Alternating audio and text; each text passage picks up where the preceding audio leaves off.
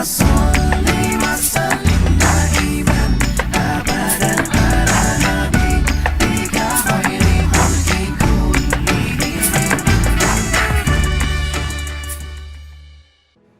Assalamualaikum warahmatullahi wabarakatuh. Perkenalkan, nama saya Mirza Firdaus. Dan sekarang kita berada di Cahaya Pagi Jawa Tengah, pemirsa. Wah, luar biasa ya. Apa kabar untuk pagi hari ini? Luar biasa pastinya. Semoga kita semua selalu dalam lindungan Allah Subhanahu wa taala. Dan alhamdulillah untuk hari ini saya diberikan kesempatan yang luar biasa, yaitu bisa bertemu dengan Habib Muhammad Al-Muthohar. Masya Allah. Ini langka nih pemirsa nih. Karena pagi-pagi ini bertemu dengan beliau ya. Habib, salaman dulu Habib, biar nggak selek. Assalamualaikum. Waalaikumsalam. Ini ngopi pagi luar biasa Habib ya, tumben kita.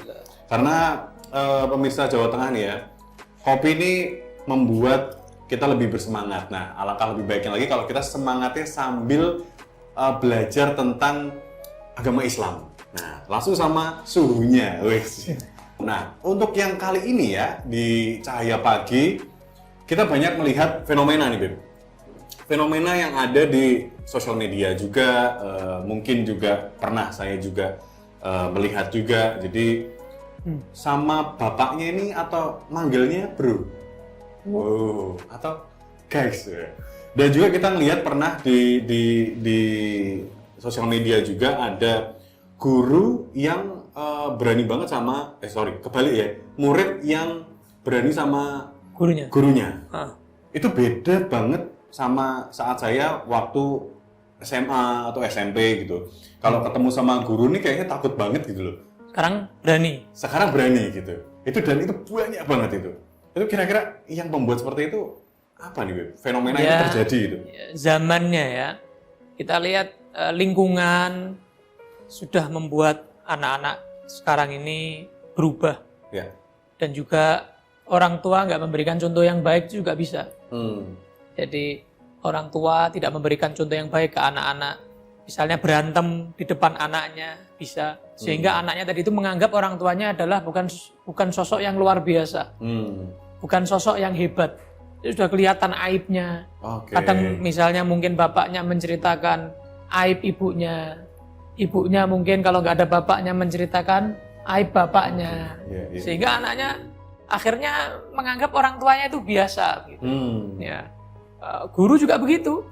Gurunya mungkin tidak memberikan contoh yang baik ya kepada murid-muridnya, atau mungkin terlalu gerapiak, terlalu ngakrapin diri, terlalu kenemenen, kebangetan gitu. Akhirnya nggak ada batas atau pagar gitu. ya. Harusnya kan ada batas antara orang tua. Padahal Allah Ta'ala kan wa qadha rabbuka alla ta'budu illa iyyah wa bil walidaini ihsana. Allah memerintahkan berbuat baik, hormat kepada orang tua, itu perintahnya disandingkan dengan larangan musyrik. Itu kan berarti kan hebat. Masya Allah. Dilarang musyrik dan harus berbuat baik kepada orang tua, digandengin perintah itu. Itu kan berarti kan luar biasa. Nggak sembarangan begitu ya. Dan juga kepada guru ini juga orang tua kita. Orang tua kita ini kan ada 3. Orang tua yang melahirkan kita, menjadi sebab wujudnya kita. Kemudian mertua kalau sudah nikah. Sudah nikah? Sampun. Alhamdulillah.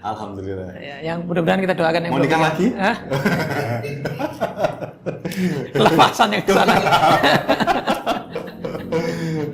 Ya, kita doakan yang belum menikah, insya Allah mudah-mudahan amin. Semoga dapat jodohnya ya. Jomblowiyin, jomblowiyat ya, yang di sebelah sana kan banyak itu. Banyak ya jomblo di belakang ya. Kita doakan semuanya mudah-mudahan. Nah, orang tua kita yang kedua adalah mertua, yang ketiga adalah guru, yang mana lebih mendekatkan kita ke Allah, mengenalkan kita ke Allah dan Rasulullah, sehingga hidup kita lebih tenang. Kita bisa menjalankan ibadah dengan baik dan benar. Nah, itu 3. Jadi orang tua kita ada 3, kita wajib hormat kepada mereka. Solusinya, ya pertama yang memberikan contoh itu sendiri. Jadi orang tua itu sendiri. Orang tua misalnya ngelarang anaknya ngerokok. Orang tua ngelarang anaknya pulang tengah malam, orang tuanya pulang tengah malam. Jadi kan anaknya melihat orang tuanya, loh, ngelarang tapi kok ngelakuin begitu kan. Akhirnya kan kayak rancu begitu kan. Akhirnya anaknya mengikuti. Orang tuanya lihat TV, nggak sholat, nyuruh anaknya sholat, ya nggak bakal sholat anaknya. Kan begitu. Dan lain sebagainya. Jadi pertama dari contoh, memberikan contoh yang baik. Nah, kemudian anak itu sendiri juga harus belajar adab. Pernah satu saat ada satu cerita, Imam Syafi'i, siapa nggak kenal Imam Syafi'i ya? Masya Allah. Beliau diperintahkan ibunya untuk menuntut ilmu. Sampai menuntut ilmu jauh di luar negeri. Selesai beliau menuntut ilmu, pulang. Ketika ngetuk pintu, ibunya belum bukain, ibunya tanya, siapa? Saya Muhammad. Namanya Imam Syafi'i kan Muhammad bin Idris. Kamu pulang bawa apa? Dijawab, saya pulang bawa ilmu dan adab. Bawa ilmu dan adab. Ibunya bilang, kamu belum tuntas belajar berarti belum paham ilmu. Pergi lagi, cari ilmu lagi. Bingung Imam Syafi'i. Keluar diusir ibunya, nggak salah apa-apa. Anak-anak sekarang mungkin ya, wah sudah gitu aja. Pulang sekolah nggak ditanyain, sudah pulang mondok, pulang apa nggak ditanyain sudah. Ini orang tua zaman dulu, kita lihat didikan zaman dulu. Imam Syafi'i pergi sambil bingung, saya ini salah apa? Saya Quran hafal, hadis hafal, saya juga ilmu menguasai. Apa yang salah saya nih apa kok sehingga ibu saya ngusir saya? Kembali lagi ke gurunya. Gurunya ada di Madinah, Imam Malik. Tanya, loh kok kamu kembali lagi? Kan sudah selesai, udah mau pulang, mau ketemu ibu. Saya diusir sama ibu saya. Loh ada apa? Kamu habis berbuat apa? Kedurhakaan apa yang membuat kamu diusir dari rumah? Saya nggak ngapa-ngapain. Terus apa yang terjadi? Saya pulang, ketuk pintu, ditanya, kamu pulang bawa apa? Saya bilang ilmu dan adab, kualik. Salah kamu cuma satu, kebalik. Kualik. Kamu jawab adab dan ilmu. Karena adab, akhlak lebih penting daripada ilmu. Kembali ke ibu kamu, jawabnya dibalik. Jawabannya dibalik. Betul, kembali lagi. Ya, jauh loh ini, jauh. Cuma itu aja. Cuma itu aja. Nah, itu pentingnya. Akhlak dan adab itu pentingnya. Sampai di sana, tanya, bawa apa kamu pulang? Saya bawa adab dan ilmu. Ini baru anak saya. Ini baru anak saya. Masuk kamu. Dirangkul sama ibunya. Bisa ketemu ibunya dengan... Jadi dengan cara seperti itu, pendidikannya luar biasa. Sekarang anaknya cuma ditanya, sudah makan belum? Nggak tanya, sholatnya gimana? Sholatnya berjamaah enggak? Sudah hafal surat apa? Enggak memberikan contoh yang seperti itu. Hanya materi, dunia. Akhirnya anaknya kalau tumbuh cinta dunia, ya itu salah daripada orang tuanya sendiri. Itu yang baru kedua ya? Jadi cuma mindah dari adab dulu, baru belajar ilmunya ya?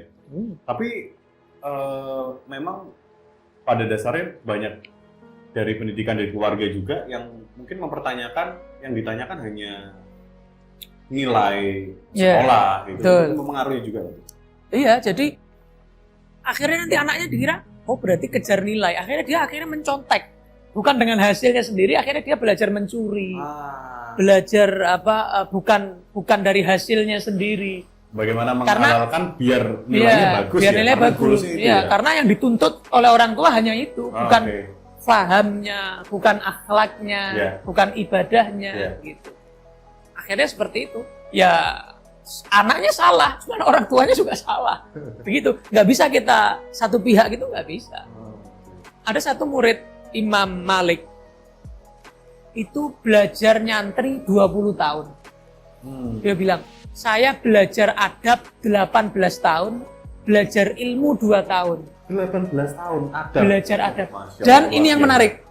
Ini yang menarik pemirsa. Dia berkata, saya gelo. Saya kecewa, nyesel. Coba yang 2 tahun juga untuk adab juga. Jadi 20 tahun total adab. Jadi penting sekali. Sehingga salah seorang ulama namanya Abdullah bin Mubarak rahimahullah berkata, kita lebih butuh orang yang beradab daripada orang yang berilmu. Kita sulit mencari orang yang beradab daripada yang berilmu. Hanya ilmu, akhirnya ilmunya menjadikan dia seperti orang ahli maksiat, tidak bisa memanfaatkan ilmunya. Tapi kira-kira faktor apa aja yang mempengaruhi hal tersebut?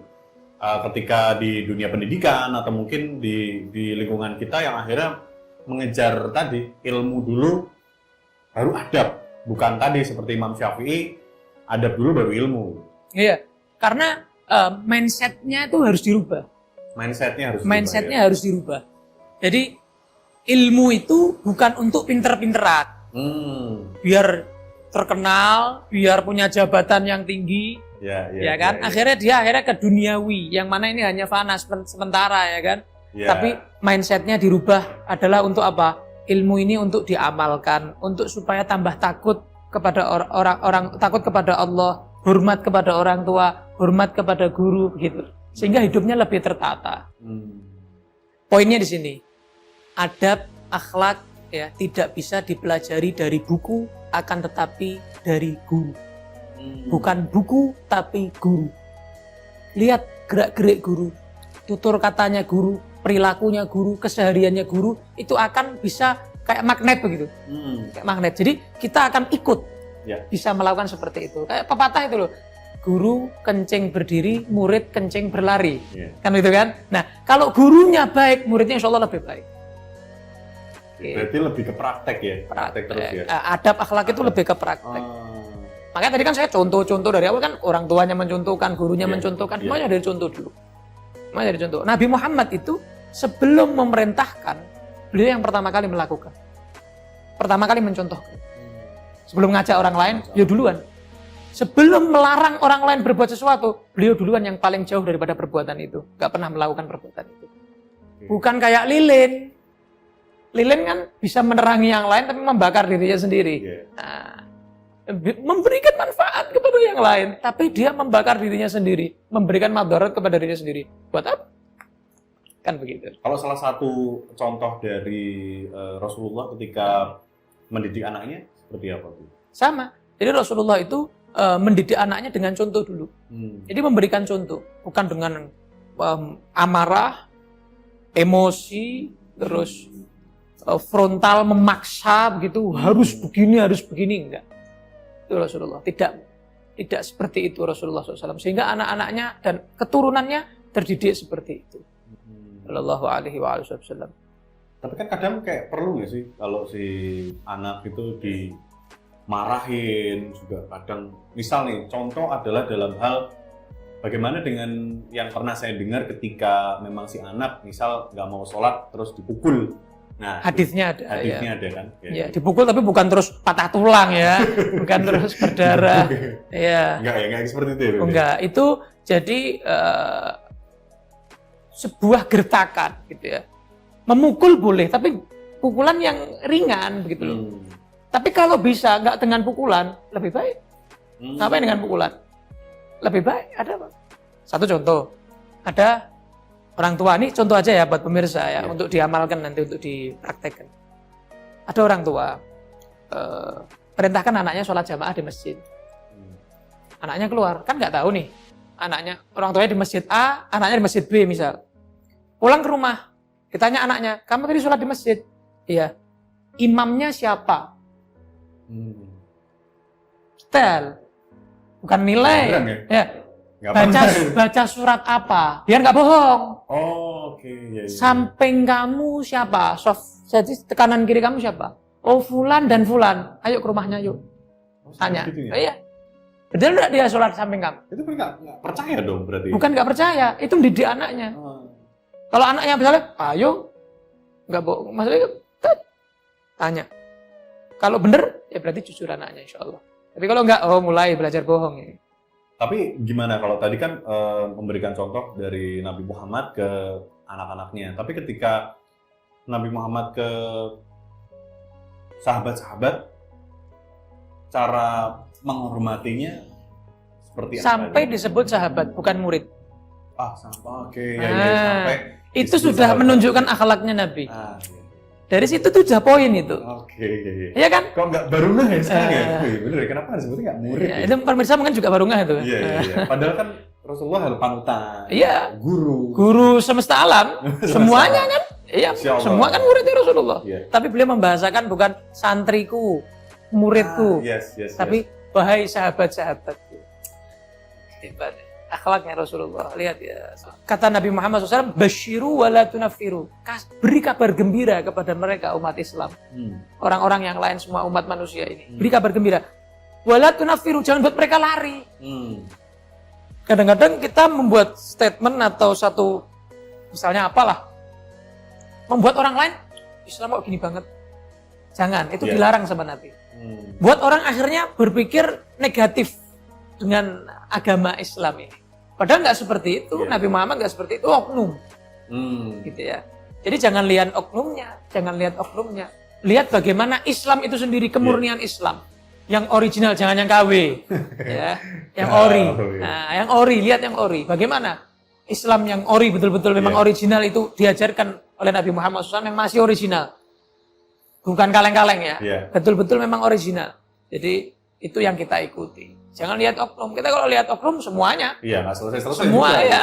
Semuanya, semua agama, semua aliran ada oknum-oknum yang pasti merusak citra dari agamanya dari organisasinya. Islam tuh keras gitu ya. Nggak lentur kayak gitu. Sebenarnya nggak juga ya. Rasulullah itu kebanyakan orang Islam itu dengan akhlaknya. Dengan akhlaknya.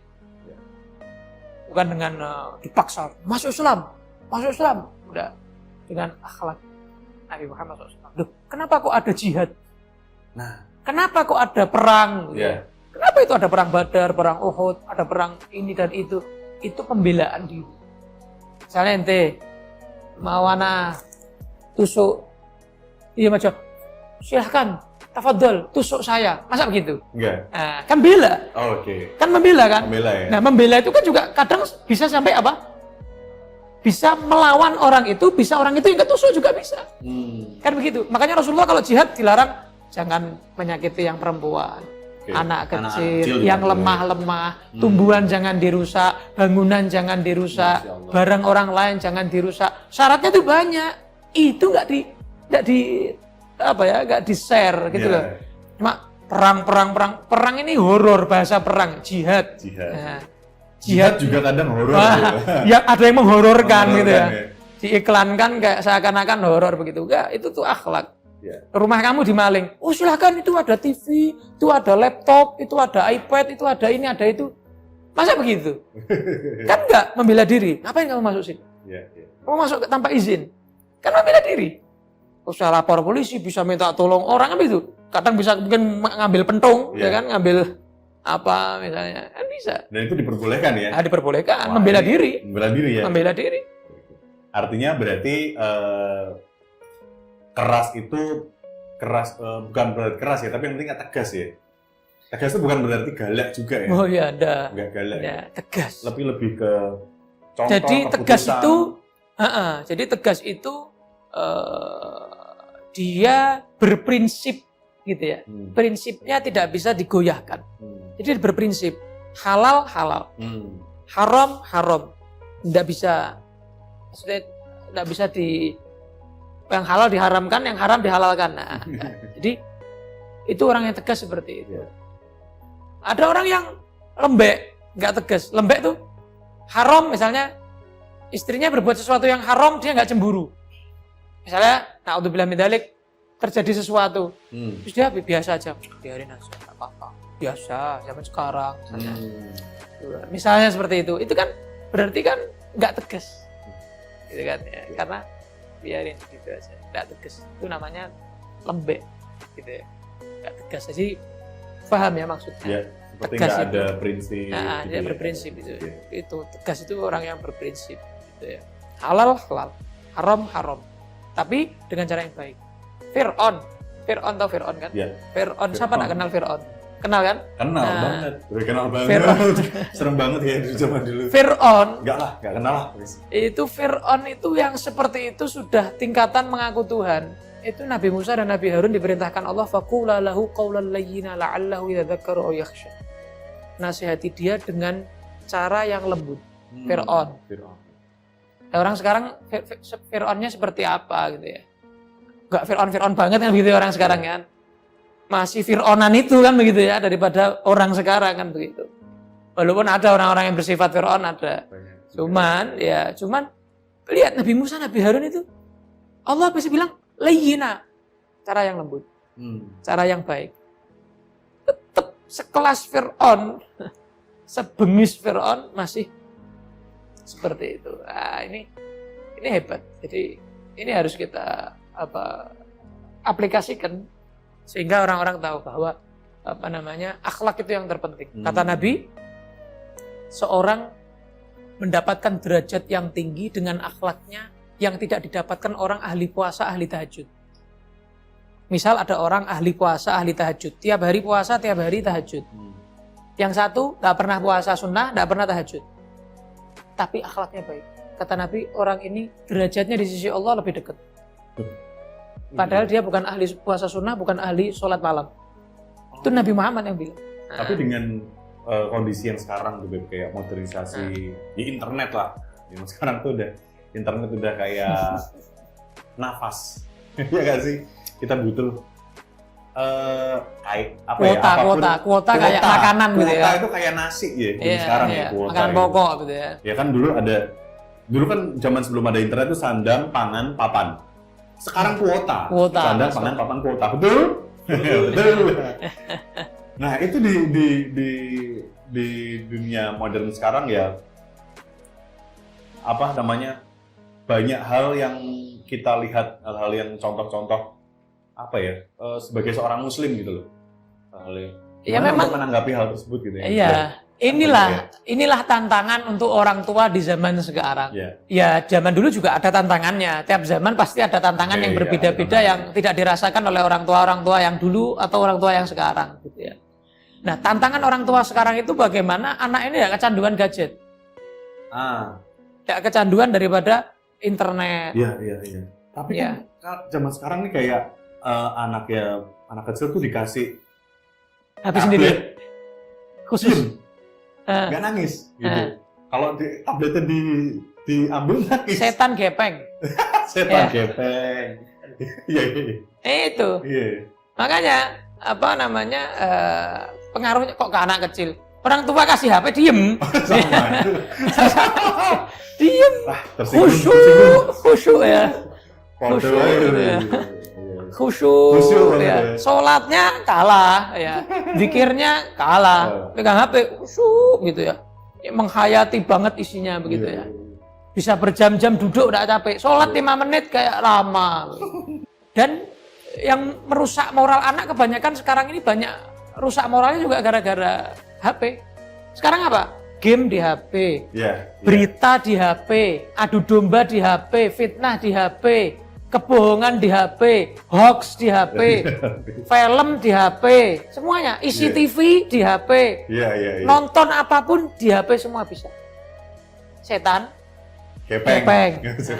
Setan gepeng. Jadi kalau megang HP itu, a'udzubillahi minasyaitonir gepeng gitu ya. Jadi harus bahaya, itu bahaya. Kalau tidak boleh punya HP, kalau manfaatnya ada. Seperti pisau. Pisau itu kalau yang pegang orang yang di dapur, nah itu manfaat, masak, motong ini dan itu.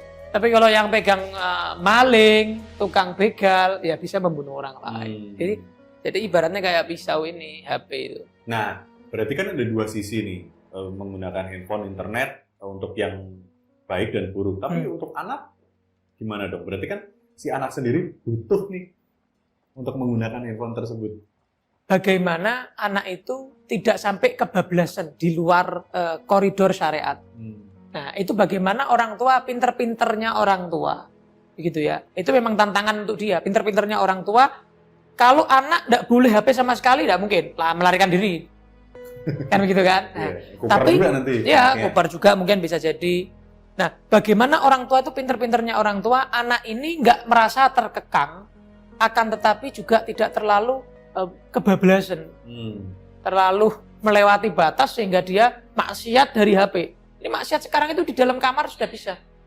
Kalau dulu harus keluar ke tempat-tempat yang naudzubillah. Kalau sekarang di dalam rumah, di dalam masjid bisa. Masjid ya, Masya Allah. Kalau sholat sambil maksiat zaman sekarang bisa. Gimana itu? Ngantongi HP, dalam HP-nya isinya video-video nggak bener, foto-foto nggak bener. Oh itu sholat sambil maksiat. Itu kena tuh?